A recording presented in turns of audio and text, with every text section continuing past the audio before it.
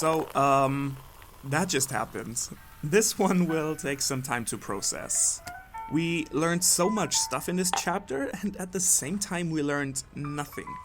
I've never been so split in my emotions before.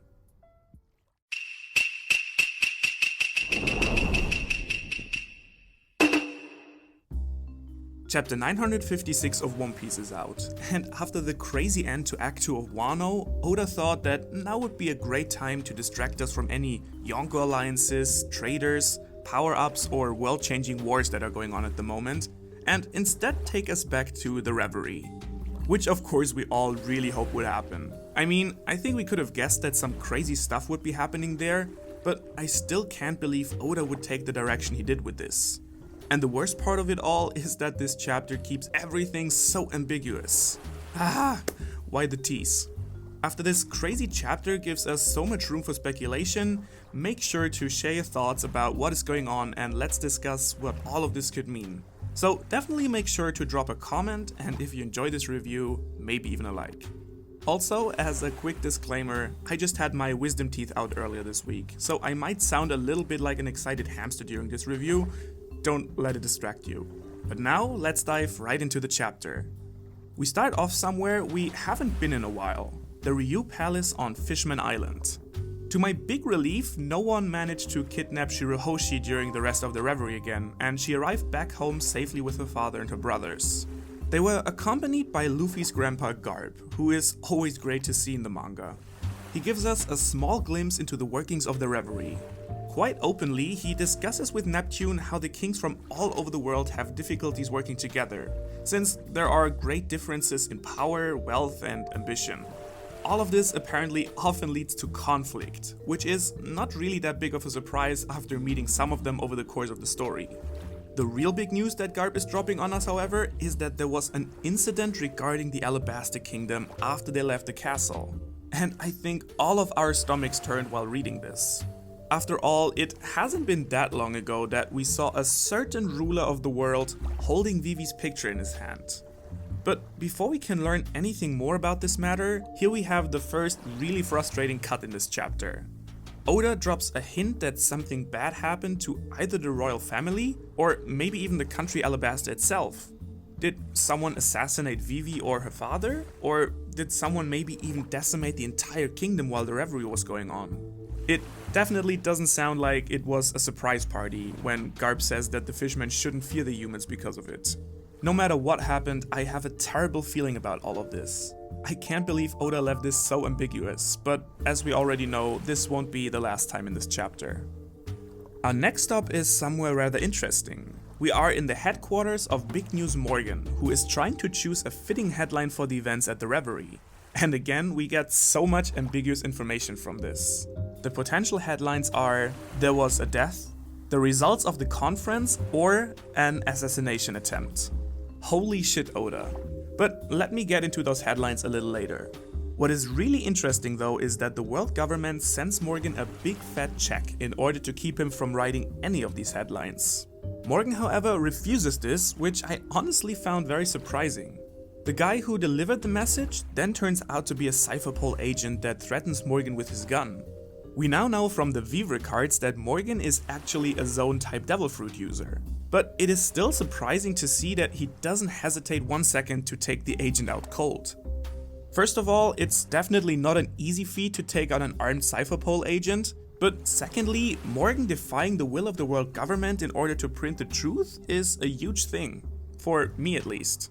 Between all the injustice and manipulation that the world government is responsible of, I never would have thought that freedom of the press would be a thing in the One Piece world. I would have bet my last berry that every paper was heavily censored by the officials. But as it turns out, not with Big News Morgan. Good for you, Morgan, keep that information flowing. The second truly interesting detail here is Morgan's headquarters itself.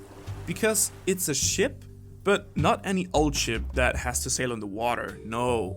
It is a hot air balloon ship that can fly.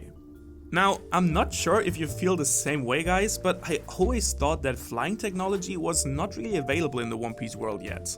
Because wouldn't that kind of defy the purpose of the world structure that has been built in itself? Separating the oceans through the Red Line and the Grand Line makes very little sense to me if you could simply fly from one place to another. I would be very surprised if the world government didn't try to destroy any attempt of creating a flying vessel. So seeing one right here in front of our eyes makes me wonder if we've been wrong all this time, or whether Big News Morgan is actually even more of a rebel than we originally thought. But now to the next really big part of this chapter. We jump over a couple of locations a couple of days later with different people reading the exact newspaper Morgan has just been talking about. And we learn that according to Morgan, the death of the Reverie has been no one less than Sabo. Now, obviously, I do have my opinion on this piece of information, but even the suggestion that Luffy's second brother has been killed off as well? Man, this left a real lump in my throat. We see Dadan and the bandits, Makino, Stelly, and even Doflamingo react to the report. And all the reactions clearly suggest that Sabo has been confirmed as the victim during the Reverie. Of course, we also get the reactions of the revolutionaries, including Dragon, Koala, and Ivankov, that apparently are still able to contact their men in Marijoa. I think it is very possible that based on the headlines we heard earlier, Sabo tried to take someone out and was caught doing so. Now, do I believe that Sabo is dead? No. Am I 100% sure he's not? Also, no. But I really hope he isn't. Not only because Sabo is a really cool character, but because killing him off screen just like that and taking away Luffy's second brother while Wano is at such high stakes? No, I think it's more likely that Sabo, if anything, has been captured or something else had happened. I would guess that is why the world government also didn't want to have this article published. On the other hand, however, where does this information come from? Something must have happened with Sabo, right? Well, what do you think? Is Sabo actually dead, or did the Marines capture him and we're going to have a parallel arc to Marineford with Luffy coming in to save him? Or did something completely different happen? The next interesting person we see in this chapter is no one else than Blackbeard. And he is setting out to sea in order to retrieve something that the Marines have had their eyes upon currently. And since the other big news in this chapter is the abolishment of the warlord system, my guess is that Blackbeard is looking for either one of the warlords themselves or for one of their powers. However, it could also very well be something else that Blackbeard's looking for. Now, keep in mind that this all takes place a little while in the past, so a lot could have happened since then. But I still think that this shows us that Blackbeard doesn't have his eyes set on Wano at the moment. Does this mean he will 100% not show up there? Nah, it's always very possible Blackbeard will pop up anywhere. But if you ask me, it really looks like he has other priorities right now, and to be completely honest, I don't really want to see a third Yonko at the moment in Wano. At least, not right now. And speaking of Wano, we actually get a glimpse of it this chapter as well. We see Kobe exchanging information with someone in Wano about what is going on right now. And that person is no one less than X-Drake himself. Now, if you follow my weekly reviews, you will know that this doesn't come as too big of a surprise to me. Ever since Drake helped Law escape, it was already pretty certain that Drake was simply working undercover for the world government. Seeing it confirmed now, however, opens up a whole bunch of new possibilities.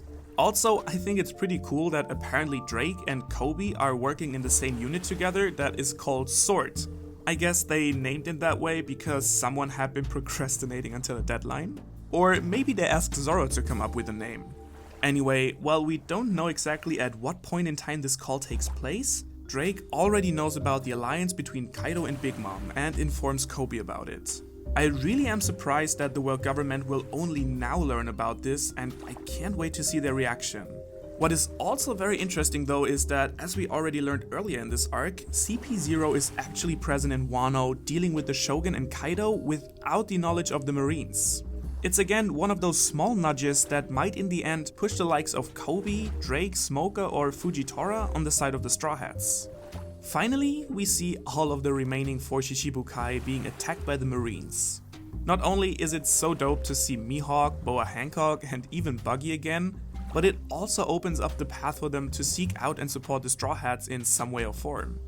Heck, the greatest swordsman of all time coming to Wano would be more than just amazing. So this week, even though I really want to, I won't say that I love this chapter and that it was really hype, because I feel like I'm a broken record at this point. I just think that we have an amazing streak of even more hype chapters in front of us. So maybe we should come up with a new measuring system for the coming war. Maybe hype is just like a 2 and heart attack is like an 8? If you have any suggestions for a better chapter rating system, please let me know.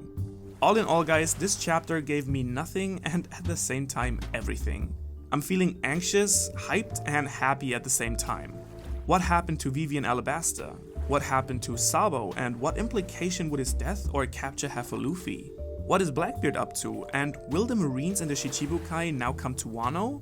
So many questions. Now I need even more answers from you guys. So don't forget to share all of your thoughts on this, and if you enjoyed this review, also leave me a thumbs up and hit that subscribe button. But of course, as always, you can also dislike, don't share and unsubscribe. It's a free world, people. I hope to see you around next time, and until then, have a great week.